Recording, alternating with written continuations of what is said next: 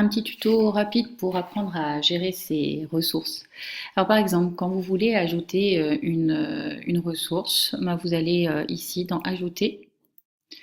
Par exemple, là, je vais aller chercher un fichier parce que je voudrais ramener un document. Donc choisir le fichier, vous avez accès à votre espace d'ordinateur sur lequel vous êtes, hein. Là, c'est moi chez moi. Et puis là, ben, j'ai des recettes de gâteaux. Tiens, voilà.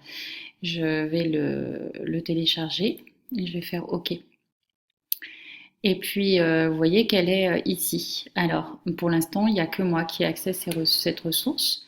Mais ici, je peux éditer les droits, comme je vous l'ai montré pour le blog, et je vais faire avancer.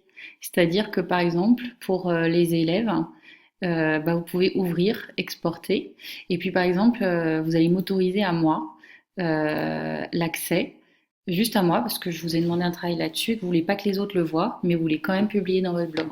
Alors, vous allez rechercher mon nom, par exemple. Voilà, vous me trouvez, vous cochez et vous faites OK. Et du coup, vous pouvez me donner des droits en fonction de ce que vous voulez. Donc, vous allez me permettre, par exemple, juste d'ouvrir, même pas de copier, ni d'éditer, ni d'administrer. Et là, vous faites OK et j'aurai le droit d'ouvrir le fichier auquel vous m'avez donné accès.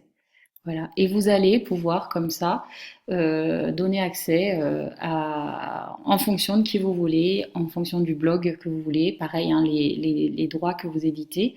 Pour le blog, ici, vous vous rappelez, je vous ai demandé d'éditer par espace. Donc là, c'était à tous les élèves de seconde. Rappelez-vous, vous donniez un rôle d'élève aux i-secondes, mais par exemple, ici, j'ai un autre blog d'essai, je peux éditer les droits et le restreindre, et puis aller chercher par utilisateur. Puis là, ajouter ben, des noms de mes trois copains avec qui j'ai envie de partager des trucs.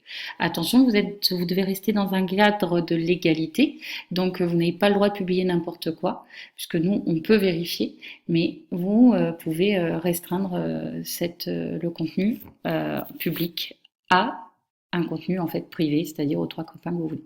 Voilà, bonne utilisation.